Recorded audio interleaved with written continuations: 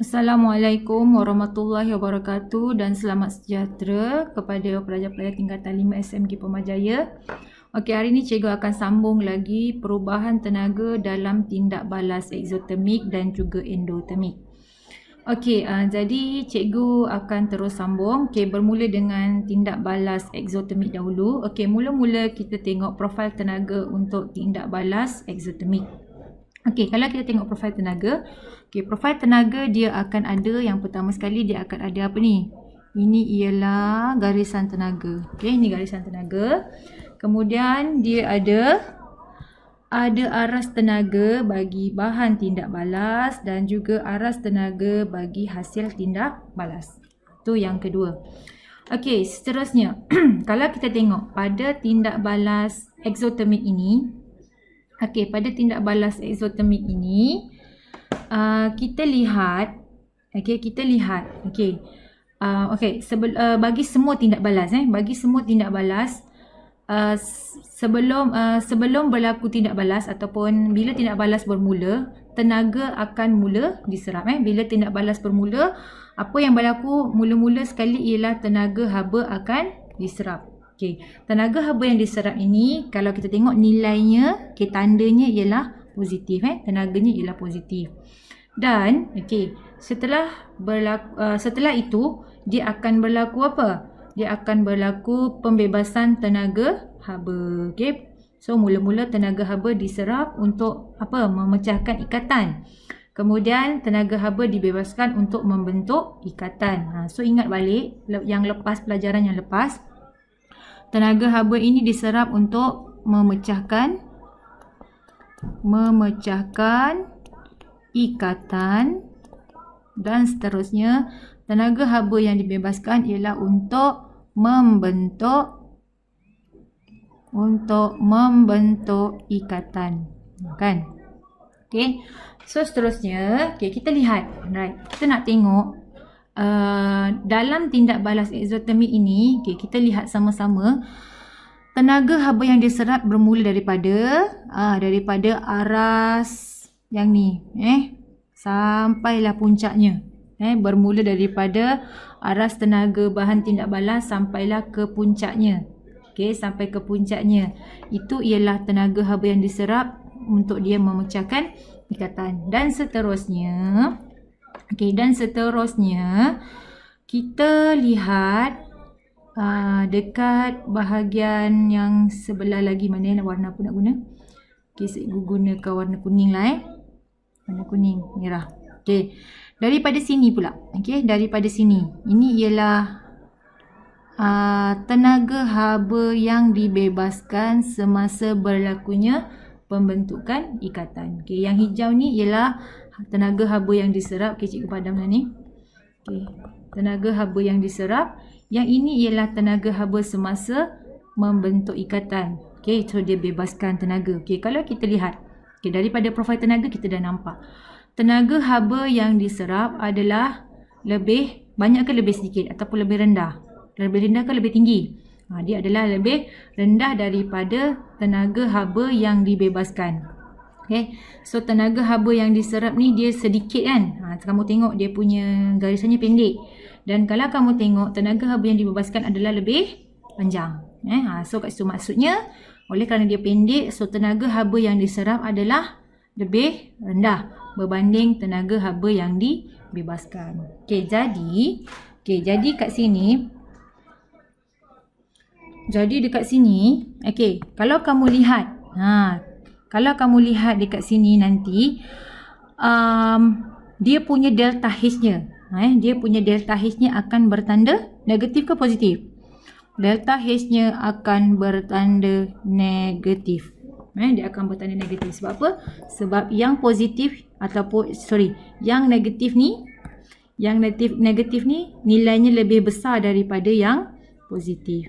Yang negatif lebih besar daripada yang positif. Jadi delta H-nya dia akan adalah bertanda negatif. Ni dia sama macam, lebih kuranglah kamu bayangkan positif negatif punya tambah tolak lah. Kalau yang nombor yang negatif lebih besar, maka dia punya tanda jawapan akhir dia akan jadi negatif kan. Kalau yang positif, so yang positif lebih besar, yang tanda akhirnya akan jadi positif. Dia lebih kurang macam tu. Jadi yang bertanda negatifnya lebih besar daripada yang bertanda positif, ataupun tenaga haba yang diserap adalah lebih kecil daripada, lebih rendah daripada tenaga haba yang dibebaskan. Jadi nanti delta H yang kita dapat dalam profil tenaga adalah negatif. So harap kamu ingat, kamu fahamlah, senang saja. Okey, so tenaga haba yang diserap ni, okey, so kita tengok pada catatan, kita tengok pada remarks kat bawah ni, catatan. Dia kata tenaga haba yang diserap ni adalah sama dengan tenaga haba pengaktifan. So tenaga haba yang berada di sini, tenaga haba yang kat sini, tenaga haba, klikis balik dulu. Okey, jadi tenaga haba yang diserap dekat sini ni, ini dia punya dia punya nilainya. Okey, tenaga haba ini sama dengan EA. Apa tu EA? Saya masih ingat lagi tak? Masa kita belajar kadar tindak balas, kita ada belajar tentang tenaga pengaktifan. Okey, tenaga pengaktifan ni dia sama dengan tenaga haba yang digunakan ataupun diserapkan untuk memutuskan ikatan. Kan? Tadi ingat lagi tak? Memutuskan ataupun memecahkan ikatan tadi. Jadi untuk tenaga haba yang diserap ni dia sama dengan tenaga pengaktifan. Nilainya sama dengan tenaga pengaktifan. Okey, so saya harap kamu masih ingat lagi. Okey, so kat sini barulah cerita tentang dia suruh bandingkan kuantiti tenaga. Ni kita dah bincang tadi. Oleh kerana kita dah bincang profil tenaga di atas, sambil tu kita dah bincang tentang haba yang diserap dengan haba yang dibebaskan. Jadi kita dah belajar di atas, so kita tahu bahawa bahan tindak balas, tenaga haba yang diserapkan untuk pemecahan ikatan adalah, dalam pemecahan ikatan adalah lebih rendah daripada tenaga haba yang dibebaskan. Okey, jadi dekat sini nanti oleh kerana dia lebih rendah daripada yang diserap, lebih rendah daripada dibebaskan, maka nanti dia akan jadi delta H-nya adalah negatif. Okey. Jadi jadi daripada nilai tenaga haba yang diserap dengan jumlah tenaga haba yang dibebaskan tadi, kita boleh tahu sama ada ikatan yang terbentuk itu kuat ke ataupun lemah. Okey, so kalau kita tengok kat sini, dekat sini kita boleh tengok apabila ikatan yang dipecahkan itu menyerap tenaga haba, tenaga habanya rendah, penyerapan tenaga habanya rendah, maksudnya dekat sini bahan tindak balas ni, dekat bahan tindak balas ni dia punya ikatannya adalah lemah. Pada bahan tindak balas ni ikatannya lemah. Dan ikatan kat sini ada hasil tindak balas kan. So ikatannya adalah kuat yang terbentuk. Maksudnya bahan tindak balas adalah mempunyai ikatan yang lemah, hasil tindak balas mempunyai ikatan yang lebih kuat. So sekali lagi cikgu ulang, daripada profil tenaga, daripada jumlah tenaga yang diserap dan dibebaskan ni, kita boleh tahu bahan tindak balas dan hasil tindak balas tadi adalah ikatannya lebih kuat ke lemah. Okay, so dalam kes ini bahan tindak balas ikatannya lemah kerana haba yang diserap kecil, dan hasil tindak balas yang dihasilkan adalah kuat. Kenapa? Kerana tenaga yang dibebaskan adalah lebih besar. Okey, so ikatan kuat terbentuk daripada tindak balas tadi. Okey, mudah saja sebenarnya kan, tak susah. Okey, seterusnya apakah tanda delta H? Ni pun cikgu dah terangkan, delta H ni adalah negatif. Negatif tadi kita dah bincang macam mana dapat negatif. Okey, so tanda negatif delta H menunjukkan haba dibebas ke persekitaran. Okey, so maka kita akan tahu bila haba dibebaskan ke persekitaran, suhu akan naik. Suhu persekitaran akan naik. Okey. Jadi okey, so suhu persekitaran akan naik. Okey. Jadi apakah persekitaran? Persekitaran adalah termasuk larutan bahan tindak balas, bekas dan juga udara. Itu persekitaran. Persekitaran maksudnya larutan bahan tindak balas, bekas dan juga udara. Okey, contoh. Kalau kita ada satu bekas kat sini. Bekas larutan. Sebekas larutan. Jadi, kita masukkan satu bahan kat dalam ni. Okey, jadi larutan ini, bekas ini dan juga udara adalah dikira sebagai persekitaran. Jadi, kita akan rasa suhu akan meningkat. Sebab tu kenapa bila kita nak tahu suhu, kita buat eksperimen, kita susah kan nak sukat persekitaran yang kat luar ni, udara. So, sebab tu kita sukat air yang ada dekat dalam bekas ini. Okey, sukat air dalam bekas ini. So itu dikira sebagai persekitaran. Okey. So saya rasa senang saja, simple saja. Okey. Okey, apakah perubahan tenaga dalam tindak balas? Perubahan tenaga ini adalah daripada tenaga kimia kepada tenaga haba. Kenapa tenaga kimia? Sebab dia bermula daripada apa? Daripada tindak balas bahan kan. So bahan ni adalah menghasilkan tindak balas kan. So sebab tu kenapa dia asalnya adalah tenaga kimia. Kemudian dia berubah menjadi tenaga haba. Ni ialah perubahan tenaga. So kalau ditanya, soalan tanya apakah perubahan tenaga? So dia boleh tenaga kimia kepada tenaga haba. Ataupun ada banyak jenis kan. Tenaga ni ada banyak jenis. Okay? Kalau saya mengajar subjek lain pun dia ada juga tentang perubahan tenaga. Okey. Macam contohnya kita dah pernah belajar masa tingkatan 4, kita belajar tentang elektrolisis. Kan? Daripada tenaga apa? Daripada tenaga elektrik kepada tenaga kimia. Okey? Kan? Elektrik kepada tenaga kimia. Okey, contohnya macam itulah. Okey. So ada banyak jenis tenaga lah. Senang cakap ada banyak jenis tenaga. Okey, tapi untuk yang ini dia melibatkan tenaga kimia dengan tenaga haba. Okey. Okey. Seterusnya, bandingkan jumlah kandungan tenaga bahan dan hasil tindak balas. Okey. Jumlah kandungan tenaga hasil kurang daripada tenaga bahan tindak balas. Macam mana tu kita nak tahu? Jumlah kandungan tenaga hasil adalah kurang daripada kandungan tenaga bahan tindak balas. Okey, senang. Kita tengok daripada gambar rajah. Okey, daripada gambar rajah kita nak tahu kandungan tenaga tu tinggi ataupun rendah. Okey, kalau kamu dah ada, kamu diberikan satu gambar rajah tenaga macam ni. Kamu diberikan gambar rajah tenaga macam ni. Okey, kamu tengok dia punya aras tenaga.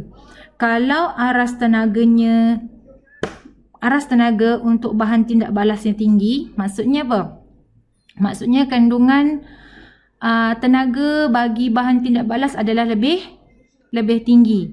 Okey, kalau sekiranya kamu tengok arasnya, dia kan kat bawah kan? Aras tenaganya dekat bawah kan bagi hasil tindak balas.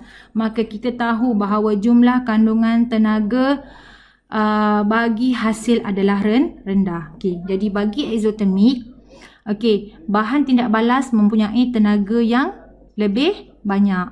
Ni kandungan tenaga dia lebih tinggi ataupun lebih banyak. Kandungan tenaganya lebih tinggi. Dan hasil tindak balas pula tenaganya lebih rendah.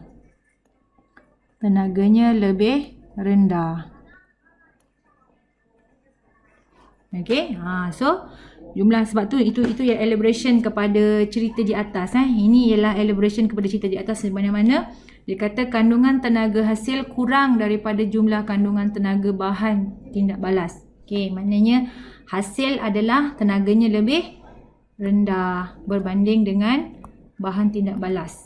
Okey, so simple saja kan? Mudah saja. Okey, nak tengok.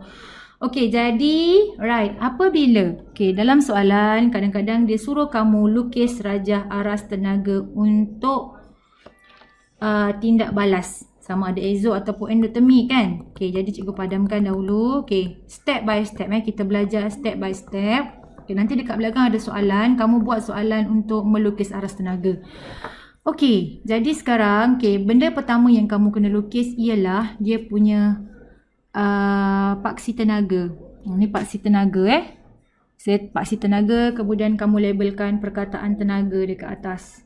Okey, yang kedua, kamu lukiskan aras tenaga. Okey, kalau katalah kamu disuruh lukis ataupun kamu diberikan contohnya jumlah tenaganya delta H-nya ialah negatif. Okey, delta H negatif. Jadi automatically kamu tahu bahawa dia punya aras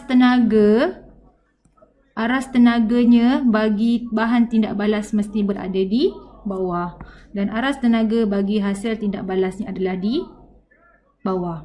Okey, bahan tindak balas adalah di atas dan hasil tindak balas adalah di bawah. Okey. Baik, sekali lagi kamu lukiskan aras tenaga, kemudian kamu lukiskan aras tenaga bagi bahan tindak balas. Bagi bahan tindak balas dia berada di atas, hasil tindak balas apabila dia berada di hasil tindak balas berada di bawah. Kenapa? Kerana kamu disuruh lukis delta H-nya negatif. Nilai delta H yang diberi pada kamu adalah nilai negatif. Jadi aras tenaganya macam ni. Bahannya di atas, hasilnya di bawah. Okey, jelas Jadi seterusnya kamu lukiskanlah garisan ni. Kamu lukiskan garisan ini. Lukiskan garisan ni. Kemudian jangan lupa tuliskan ni lah.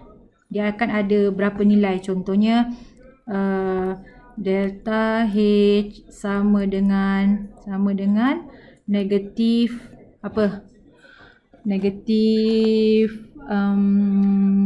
negatif 486 kilojoule. Itu cara kamu nak tulis dia. Tu contoh dia negatif 486 kilojoule beserta dengan unitnya sekali. So saya rasa jelas. Okey, cikgu terus pergi pada endotermic tanpa membuang masa, nanti jadi panjang video cikgu. Okey, jadi sekarang kita terus pergi pada profil tenaga untuk tindak balas endotermic. Sama juga macam tadi, dia ada paksi tenaga. Okey, kemudian dia ada aras tenaga untuk bahan tindak balas dan aras tenaga bagi hasil tindak balas. Okey. Dan sekarang kita lihat sama-sama. Tenaga haba yang diserap. Okey, bermula daripada bahan tindak balas sampailah dekat puncaknya. Okey, itu ialah bahan tindak balas, tenaga haba yang diserap. Dan seterusnya daripada sini, dia daripada puncak ini sampailah ke sini. Sampai ke aras hasil tindak balas. Okey, kalau kamu tengok, haba yang diserap lebih banyak daripada haba yang dibebaskan, ataupun haba yang diserap lebih tinggi daripada haba yang dibebaskan. Okey, jadi maksudnya apa? Maksudnya dekat sini, dekat bahan tindak balas ni, dia punya ikatan kuat ke lemah? Ikatan dia mestilah kuat. Kenapa kuat? Ikatannya kuat. Kenapa dia kuat? Dia kuat sebab banyak tenaga haba yang diserap untuk memecahkan ikatan pada bahan tindak balas. Okey, dan hasil tindak balas, hasil tindak balasnya pula ikatannya adalah lemah. Kenapa lemah? Kerana kita dapat tahu tenaga haba yang dibebaskan adalah sedikit. Okey, tenaga haba yang dibebaskan adalah sedikit. Jadi, kalau kamu tengok yang yang positif ni lebih banyak. Okey. Yang positif ni lebih banyak. Okey, lebih banyak. Lama. Beralih pula. Abaikan je lah.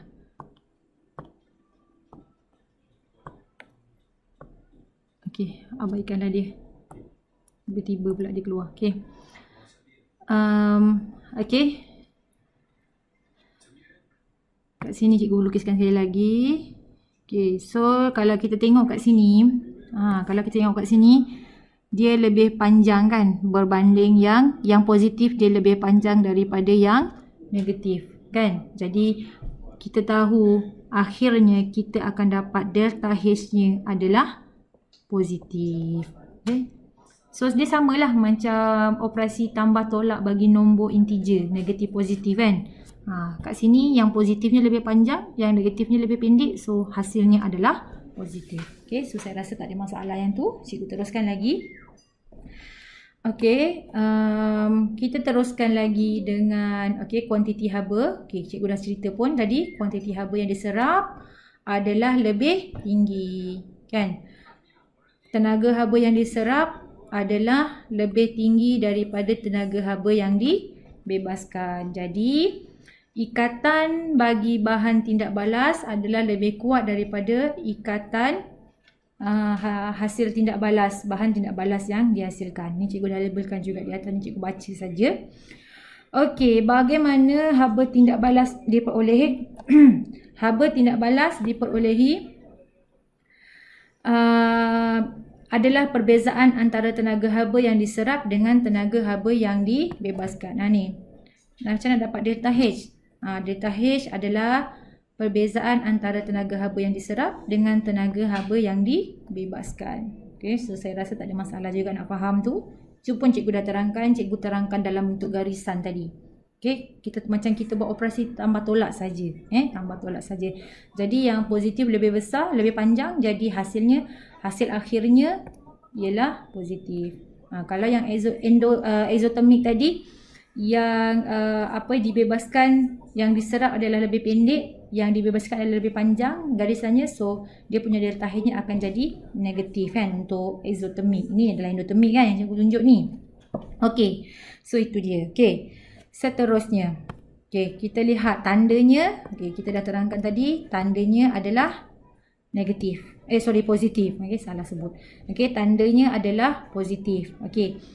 Tanda positif menunjukkan haba diserap dari persekitaran. Okey, so tanda positif ni menunjukkan haba diserap dari persekitaran. Dan apa yang berlaku ialah suhu persekitaran menurun. So sama juga macam tadi, suhu persekitaran termasuklah bahan larutan, bahan tindak balas, bekas dan juga udara. So kalau untuk tindak balas endothermic ni, kalau kamu ada satu bekas, kamu akan rasa bekas itu akan, kalau kamu pegang dia akan rasa sejuk. Bika ke tu dia akan rasa sejuk. Itu ialah endothermic. Okey, so saya rasa saya selesai dengan itu. Okey, jadi ini adalah, ada ulang lagi. Okey, sikit lagi. Tentang aplikasi Alright. Ni ada lagi sedikit tentang perubahan tenaga habanya. Kalau tadi adalah tenaga kimia kepada tenaga haba, yang ini dia terbalik, dia tenaga haba kepada tenaga kimia. Okey, so terbalik. So kamu boleh bacalah dekat sini, mudah saja. Okey, tenaga haba kepada tenaga kimia. Kalau tadi ialah tenaga kimia kepada tenaga haba bagi exothermic, bagi endothermic tenaga haba kepada tenaga kimia. Okey. Ni ialah lukisan profil tenaga. Cikgu nak cepat je kan, nak cepat habis. Okey, kalau tak nanti video dia panjang. Okey, so kalau kita tengok profil tenaga dia sama juga macam tadi, bermula dengan paksi tenaga. Lepas tu kat sini ialah bahan tindak balas. Dekat sini ialah hasil tindak balas. Okey, bahan tindak balas, hasil tindak balas. Okey, jadi daripada aras tenaga, kita tahu bahawa tenaga pada bahan tindak balas adalah rendah ke tinggi?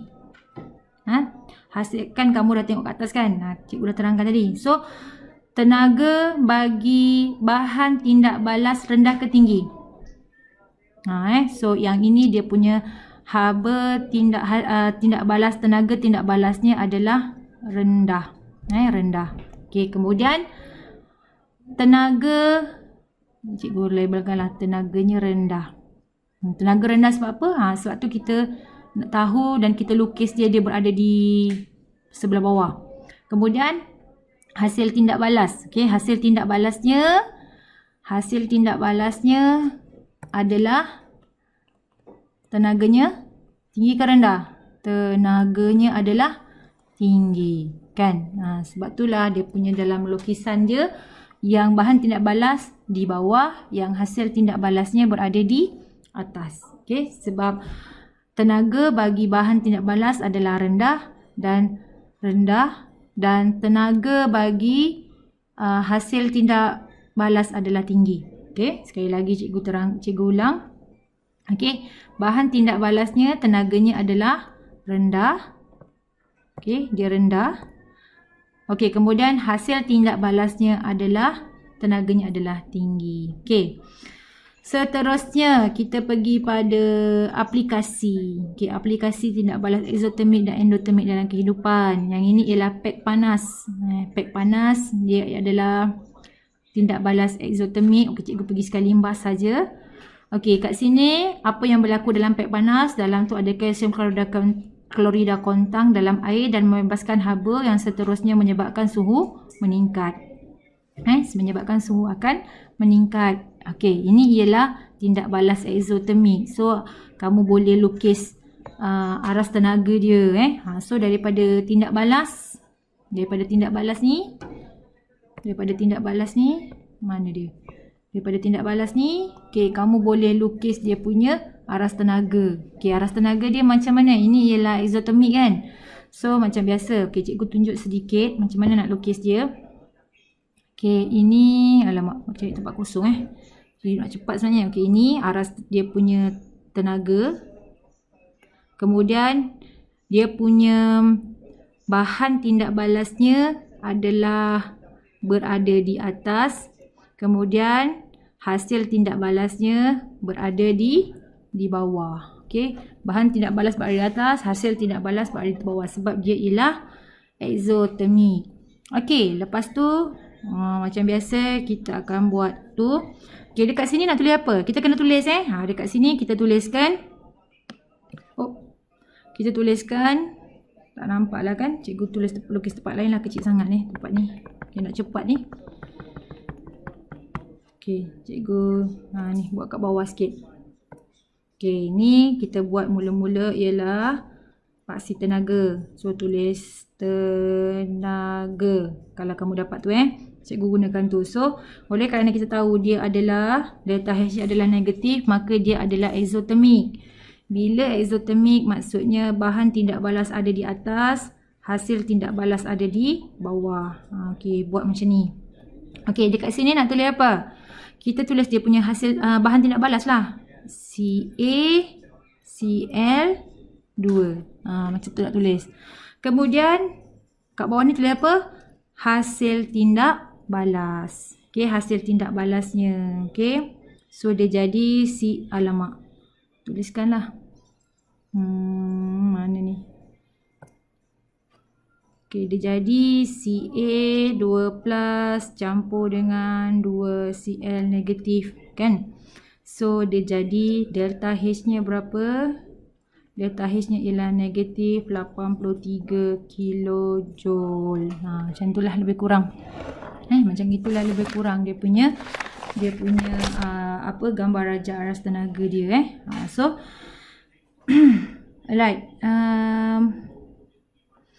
Bahan yang boleh lain-lain tu kamu boleh baca. Okey, aplikasi dia. Okey, yang ini pun sama. Okey, ini pun sama. Okey, ini pun sama. Okey, cikgu tengok apa yang kita boleh buat.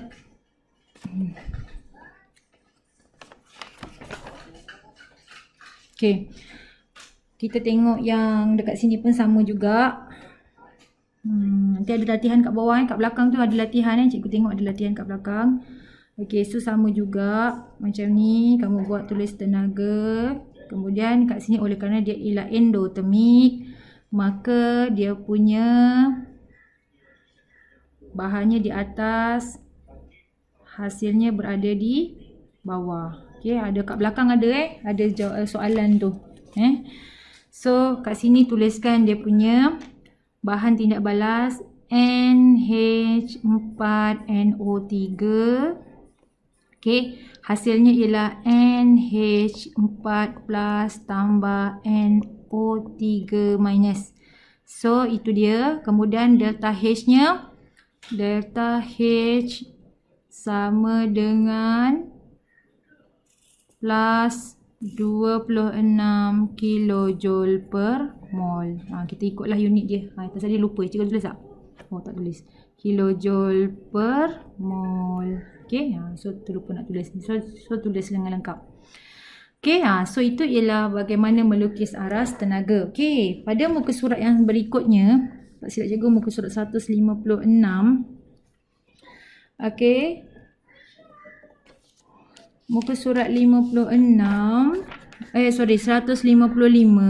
Okay, 150 tu ada latihan. Okay, ada latihan. So, cikgu nak kamu lukiskan gambar raja tenaganya. Okay, kemudian kamu berikan interpretasinya. Okay, berikan 4 pernyataan untuk mentafsir raja. Okay, muka surat 156, 157. Okay, so kamu buatkan semuanya. Okay, so kamu buat semuanya. Semua tu kamu buat. Dan lengkapkan buku kerja kamu. Okay, nanti cikgu akan cari kaedah macam mana nak pastikan yang kamu buat kerja tu. Okay, sama ada cikgu minta kamu PM cikgu, hantar screenshot.